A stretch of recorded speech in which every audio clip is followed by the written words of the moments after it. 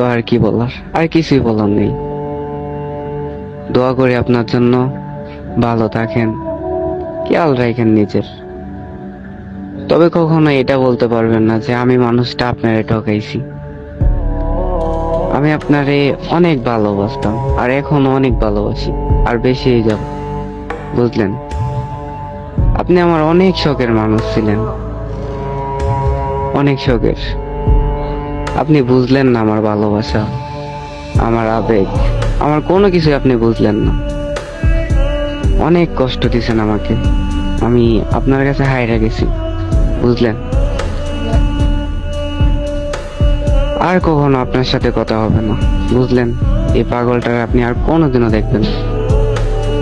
তো একটাই কথা বলি, নিজের যত্ন নিয়েন। আপনি মানুষটা আমার অনেক শখের ছিলেন। বাই বাই, আল্লাহ হাফেজ।